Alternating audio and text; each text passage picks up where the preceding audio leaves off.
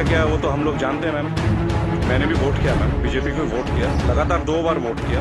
लेकिन मैं आप जैसे नेताओं की जब सुनता हूँ ना मैम स्पीचेस और आप लोगों के आंकड़े, आपके जो डेटा बैंक, आप ये डेटा बैंक कहाँ से लाती है मैम, ये सोच के मैं बहुत सरप्राइज रहता हूँ। आपने बोला 6 लाख न्यूनतम है, 18 लाख मैक्सिमम है मैम। 18 लाख समझते हैं आप मैम? 18 लाख क्या होता है मैम? 18 लाख तो मैम एक अच्छे खासे MBA का पैकेज नहीं है एनम में मैम, पर एनम का, वो भी टॉप इंस्टीट्यूट में पढ़ के। आपके सो कॉल्ड कॉलेजेस से जो बच्चे निकलते हैं MBA BTech, आप जानते हैं इनकी पैकेज कहाँ से स्टार्ट होती है मैम? तो इसका मतलब ये सब लोअर मिडिल क्लास में आते होंगे आपके हिसाब से।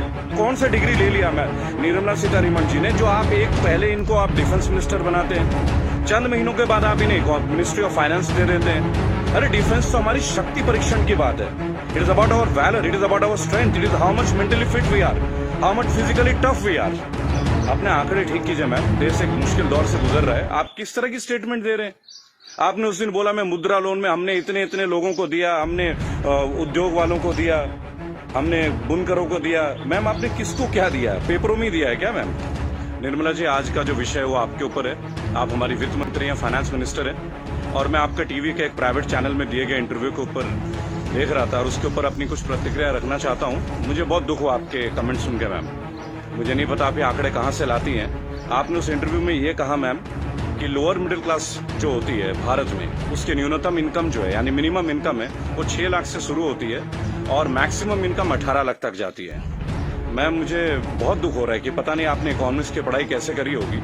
आप जानते हैं मैम लोअर मिडिल क्लास का मतलब क्या होता है, या लोअर का मतलब क्या है, इसका अर्थ आपको पता है मैम? लोअर, एक सिक्योरिटी गार्ड मैम 8 से 10 हजार रुपए कमाता है मैम, पूरे साल में 1,20,000 रुपए। उसे आप कौन से क्लास में रखना चाहेंगे मैम? एक नया क्लास क्रिएट कर देंगे क्या? 6 लाख रुपए मैम, जानते हैं 6 लाख रुपए क्या होता है मैम? 6 लाख में अगर लोअर मिडिल क्लास फैमिली को मिलने लगे ना मैम, वो उसमें से 4 लाख रुपए साल के सेव कर लेंगे।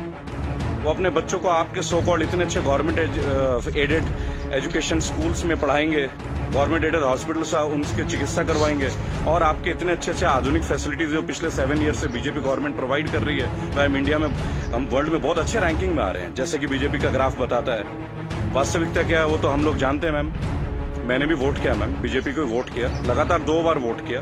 लेकिन मैं आप जैसे नेताओं की जब सुनता हूँ ना मैम स्पीचेस और आप लोगों के आंकड़े, आपके जो डेटा बैंक, आप ये डेटा बैंक कहाँ से लाती है मैम, ये सोच के मैं बहुत सरप्राइज रहता हूँ मैम। आपने बोला 6 लाख न्यूनतम है, 18 लाख मैक्सिमम है मैम। 18 लाख समझते हैं आप मैम? 18 लाख क्या होता है मैम? 18 लाख तो मैम एक अच्छे खासे MBA का पैकेज नहीं है एनम में मैम, पर एनम का, वो भी टॉप इंस्टीट्यूट में पढ़ के। आपके सो कॉल्ड कॉलेजेस से जो बच्चे निकलते हैं MBA BTech, आप जानते हैं इनकी पैकेज कहाँ से स्टार्ट होती है मैम? तो इसका मतलब ये सब लोअर मिडिल क्लास में आते होंगे आपके हिसाब से। So called good MBA, so called good BTech and MTech, ये तो लोअर मिडिल क्लास से आते होंगे मैम। हायर वाले कौन होते होंगे ma'am? Highly rich people, highly rich industrialist. Upper middle class तो फिर आसमान में रहने और जमीन पर रहेंगे ही नहीं। अपने आंकड़े ठीक कीजिए मैम, देश एक मुश्किल दौर से गुजर रहा है। आप किस तरह की स्टेटमेंट दे रहे हैं? आपने उस दिन बोला मैं मुद्रा लोन में हमने इतने इतने लोगों को दिया, हमने उद्योग वालों को दिया, हमने बुनकरों को दिया। मैम आपने किसको क्या दिया? पेपरों में दिया है क्या मैम? आपको मैं चैलेंज करता हूँ Nirmala Sitharaman ji, I am officially challenging you ma'am. 100 youth लेके मैं आपके पास आने को तैयार हूँ, जो ग्रेजुएट्स हैं, पोस्ट ग्रेजुएट्स। आप मुझे ये बताएं कौन से ब्रांच से आप उनको ये लोन देंगे मैम? मैं आपके पास ले आता हूँ मैम, और मैं नतमस्तक हो जाऊंगा, क्योंकि जब आप 100 को देंगे, अगला 1 लाख यूथ मेरे साथ तैयार होगा मैम। केवल टीवी में आके ऐसे इंटरव्यूज मत दीजिए मैम। आप लोग अपने घरों में बैठ के थाली पीट रही हैं और आके अपने ये वक्तव्य सुना रहे हैं। अरे आप लोगों को अंदर आइए मैम, लोगों के बीच आइए। आपको तो अभी तक लोअर मिडिल क्लास फैमिली का डेफिनेशन नहीं मालूम है। और मैम एक सवाल है मेरा आपसे और मोदी गवर्नेंस से, आप मुझे ये बताएं मैम कि राजनीति एक सेवा है या नौकरी है? मेरे स्पीचेस बेसिकली मैम कभी होते नहीं है, मैं लिख के कभी नहीं लाता मैम। जो मेरी खुद की फीलिंग्स है, मैंने अपने नाम में रेबल शब्द इसलिए, क्योंकि जो गलत है मैं तो बोलूंगा ma'am. I have the right to express my views. आप मुझे ये बताएं मैम, पॉलिटिक्स, राजनीति, इज इट ये सेवा है मैम या नौकरी है? अगर सेवा है तो मैम आप लोग तनख्वाह मत लीजिए मैम, और पेंशन मत लीजिए। इतनी हाई सैलरी है आप लोगों की, इतनी फैसिलिटीज है मैम, टेलीफोन कॉल्स की फैसिलिटी, AC की फैसिलिटी, बिजली की फैसिलिटी, ड्राइवर की फैसिलिटी, हाई क्लास ट्रेन की फैसिलिटी, फ्लाइट्स की फैसिलिटी, पेट्रोल की फैसिलिटी। मत लीजिए मैम। आप आइए लोअर मिडिल क्लास फैमिली की तरह लाइफ को स्पेंड कीजिए, अगर आप सेवा करना चाहती है मैम। और अगर ये नौकरी है मैम, पॉलिटिक्स, अगर राजनीति आप लोगों के लिए नौकरी है मैम, तो इसका कोई एजुकेशनल मापदंड होगा ना मैम, कोई एजुकेशन क्राइटेरिया तो होगा। मोदी जी, मैं आपसे क्वेश्चन पूछना चाहता हूं कि ऐसा कौन सा डिग्री ले लिया मैं निर्मला सीतारमण जी ने जो आप एक पहले इनको आप डिफेंस मिनिस्टर बनाते हैं, चंद महीनों के बाद आप इन्हें मिनिस्ट्री ऑफ फाइनेंस दे देते हैं। अरे डिफेंस तो हमारी शक्ति परीक्षण की बात है। It is about our valour, it is about our strength, it is how much mentally fit we are, how much physically tough we are. How can you give a position, both the position to same person? Are they eligible for the same post ma'am? Sir क्या ये दोनों same post के लिए eligible होते हैं क्या? मुझे लगा था कि आपने कहा था अच्छे दिन आएंगे तो ठीक है, आप क्राइटेरिया को बदलेंगे। सर आपने तो क्राइटेरिया नहीं बदला, आपने तो दूसरे दलों के नेताओं को अपने पार्टी में लेके आ गए, उनको भगवा रंग दे दिया, उनको नेताएं बना दी। मैं दिल्ली में जनवरी मंथ में इंटरव्यू देख रहा था अनुराग ठाकुर का, फरवरी में, देश के गद्दारों को गोली मारो। बड़ी अजीब बात है, हाईली एजुकेटेड है, क्रिकेटर हैं वो, शायद बीसीसीआई के हैं, और तो और अमित शाह के पुत्र जो वो सेक्रेटरी बन जाते हैं। लोगों के ऊपर आप लोगों को बड़ा अच्छा लगता है। आपकी आईटी टीम के ज्यादातर लोग राहुल गांधी को पप्पू पप्पू पप्पू करके बुलाते हैं। देखिए मैंने एक बात सीखा है, अगर आपको हंसना है ना तो सबके साथ हंसे। If you want to laugh, laugh with others, don't try to laugh at others. It doesn't show your good politics, it shows a political vendetta. अभी प्रियंका गांधी जी ने बसों का इंतजाम किया तो बहुत सारा हवा मच गया कि भाई ये गाड़ियां टेम्पो हैं, वो हैं, फलाना है, ढहका है। अरे सर आप 2000 बसें लगा दीजिए ना। चलो उन्होंने ऑटो दे दिए, टेम्पो दे दिए, पर उनको कुछ फीलिंग तो रहा, वो दे तो रहे हैं। आप लगा दीजिए 2000 के बदले 4000 बसें। किसने रोक रखा है आपको? उन्होंने तो ये तक कह दिया कि भाई हमारे बसों में आप बीजेपी का झंडा भी लगवा लें। गलत कर दिया क्या सर? उसमें भी आप लोग शोर मचाना लग जा रहे हैं। ऐसा लगता है जैसे you are always ready to fight instead of getting it worked. अच्छा देखिए, मैंने नितिन गडकरी का भाषण सुना टीवी में, ये लास्ट वीक की बात है सर। उन्होंने कहा स्वदेशी अपनाओ। चलिए सर अपना लेते हैं, पर मुझे ये बताएं मेक इन इंडिया और मेड बाय इंडिया, इन दोनों का डिफरेंस आपके मिनिस्ट्री का कोई एक मिनिस्टर मुझे दे सकता है क्या? मेक इन इंडिया है क्या सर? आप जमीन देते हैं सैमसंग को, जमीन देते हैं ओप्पो को, वीवो को, चाइनीज कंपनी को, साउथ कोरियन कंपनीज को, वो आके अपना प्लांट लगाते हैं, इंडियंस को हायर करते हैं, और उसके बाद प्रॉफिट जो है वो उनके अकाउंट में जाता है, सैलरीज आता है इंडियंस के अकाउंट में। तो मुझे ये बता दें कौन सा मेक इन इंडिया सर? आप मेड इन इंडिया कीजिए ना, आप अपनी इंडस्ट्रीज लगाइए, आपको पैसा रेवेन्यू अपने पास रोकिए। अगर इतना दम होता ना सर हमारे मैकेनिज्म में, आपको चैलेंज कर रहा हूं, आप मैकडोनल्ड्स की तरह का आउटलेट बना लेते सर। 25 रुपए का बर्गर बेचने वाला भी लाखों करोड़ों रुपए डॉलर्स में कन्वर्ट करके इंडिया से लेके जा रहा है। आप छोड़िए मोबाइल फोन से, बहुत बड़ी बात है, 20-20, 50-50 हजार की बात है। आप बर्गर बनवा दीजिए सर, आप ब्रेड्स बनवा दीजिए, रेवेन्यू यहां जनरेट करवा दीजिए सर, मेड इन इंडिया कर दीजिए। What is make in India sir?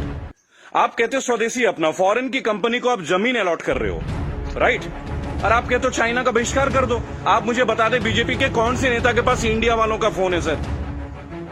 और बीजेपी छोड़िए किसी भी पार्टी, मैं यहाँ किसी और पार्टी का माउथ पीस नहीं हूं सर, क्योंकि मुझे देखा गया है, मैं देखता हूं ये चीज। अगर मैं आपके पॉलिटिकल किसी फेलियर के बारे में बात करूं तो लोग तुरंत बोलेंगे भाई ये तो कांग्रेस का आदमी है। It's very cheap sir, it sounds very cheap. ठीक है सर, आपसे पहले हमने कांग्रेस को भी वोट दिया, क्या गलत किया सर? गलत क्या किया भाई? जो मेजोरिटी में आएगा उसको तो वोट देंगे ना। मुझे ऐसा लगता है कि आप ऑपोजिशन को भी नहीं टिकने देते हैं भाई। एक सोशल सिस्टम है, गवर्नेंस का एक सिस्टम है सर। आप अच्छा गवर्नेंस करेंगे पर एक मजबूत ऑपोजिशन, आप तो ऑपोजिशन को ही परचेज कर ले रहे हैं आप लोग। ज्योतिरादित्य सिंधिया को आपने परचेज कर लिया सर, बुरा लगेगा सर सुनने में। ऐसी क्या गुट्टी दे दी सर? एक झटके में एमपी की गवर्नमेंट जो है वो कोलैप्स कर जाती है, वो भी उस दौर में जब कोविड-19 का दौर रहता है। तब आप लोगों को कोविड-19 का अवेयरनेस नहीं होती, तब आपको नहीं लगता कि लोगों के बीच आपको जाना चाहिए। अहमदाबाद में लाखों लोगों की भीड़ आपने कर दिया, नमस्ते ट्रंप कर दिया सर। क्या ये पॉलिटिकल फेलियर नहीं है? आज आप बता रहे अचानक से आपने 25 तारीख को लॉकडाउन कर दिया और 1 महीना तक आप नमस्ते ट्रंप की तैयारियां करवाते रहे sir. What is this sir? झूठी शान का हमें क्या करना है सर? आज सबसे पहले आप अपने नेताओं को बोलें कि वो कुछ भी बोले ना टीवी में, हेल्प तो आप करना नहीं। मेरी बात सुने सर, सब आत्मनिर्भर है। मजदूर कौन सा मर्सिडीज में घूम रहा है सर? उनके पैर में फफोले गिर रहे हैं। मैंने देखा निर्मला जी ने एक स्टेटमेंट दी, एक लेडी इस बेचारी सूटकेस में, उसका बच्चा सूटकेस में बैठा हुआ घसीट के ले जा रही है, तो वो जवाब देती है कि राहुल गांधी को वहां नहीं बैठना चाहिए, राहुल गांधी को वहां जाना चाहिए। अरे राहुल गांधी को जो करना चाहिए वो छोड़िए, आपको क्या करना चाहिए?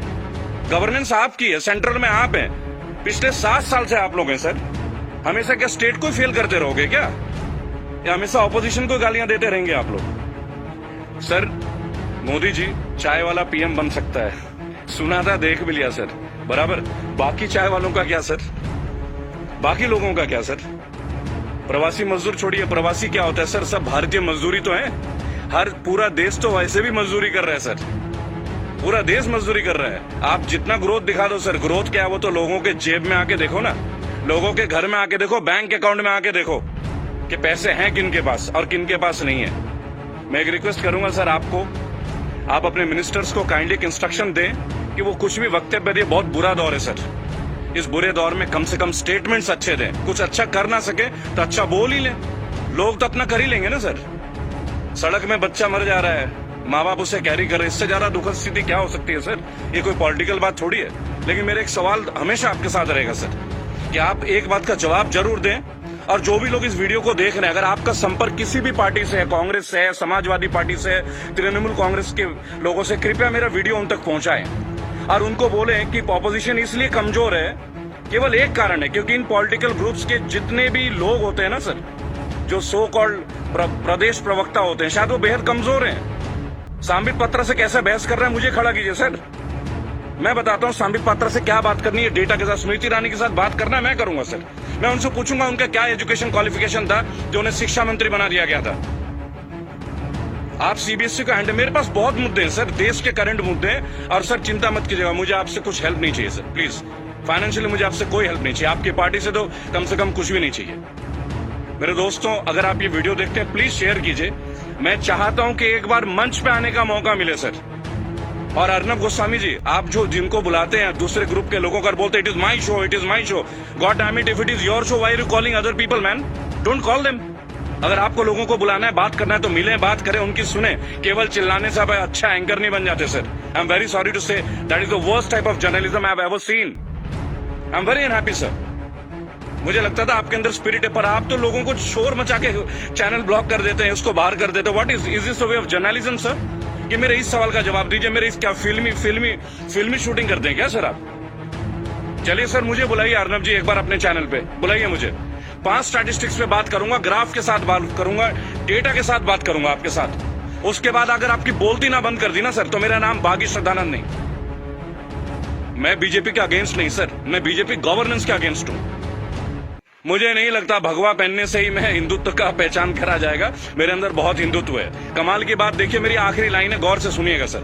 श्रद्धानंद पति मेरा नाम है, जाति से मैं ब्राह्मण हूँ, पढ़ा हूँ क्रिश्चियन स्कूल से, Saint Mary's English High School, और गर्व से कहता हूँ सर, फादर हुआ करते हैं वहां पे, फादर गॉलबर्ट फर्टैडो, अब नहीं रहे सर, हमारे फॉर्मर प्रिंसिपल। क्या कमाल की शिक्षा दी है सर। इतने आईटीएन से निकलते हैं सर, कभी आप लोगों की जरूरत नहीं पड़ी सर। मुझे ताज्जुब लगता है, अंगूठा छाप के नीचे एमटेक वाला बंदा काम कर रहा है और हम उनको सुन रहे हैं। What the hell is going on sir? कहां है आपके अच्छे दिन? बुलाइए ना सर एक बार चैनल में। आपके जितने भी प्रवक्ता है ना सर, जितने भी प्रवक्ता है, अगर 10 मिनट का टाइम दे देना सर, उनकी बोलती बंद कर दूंगा। जय हिंद, जय भारत। मैं जानता हूं बहुत सारे लोग मेरे बातों से शायद नाराज हो, पर नाराज होना आपका काम है सर, मेरा नहीं। सही मुद्दे पे तो मैं बात करूंगा, जो नाजायज बात लगती है उसका तो मैं करूंगा सर। रेबल हूं तो रेबल की तरह पेश आऊंगा। जय हिंद, जय भारत। अगला मुद्दा 2 या 3 दिन के अंदर स्टैट्स के साथ आऊंगा सर। और मेरे दोस्तों, मैं दोबारा एक रिक्वेस्ट करता हूं, काइंडली अगर आप लोगों के पास कोई कॉन्टैक्ट है, मेरा वीडियो तमाम पॉलिटिकल ग्रुप्स के पास भेजें, एक मंच पे आने का मौका दें। इन्हें बताऊंगा सर, इन्हें बताऊंगा इन्होंने झारखंड के लिए क्या किया है, इन्होंने बंगाल के लिए क्या किया है, इन्होंने केरल के लिए क्या क्या, अरे उत्तर प्रदेश के लिए क्या क्या, वो भी बता दूंगा। हम भगवा में, उत्तर प्रदेश में सबसे महंगी बिजली हमारे यहाँ आती है। ये है ना अच्छे दिन।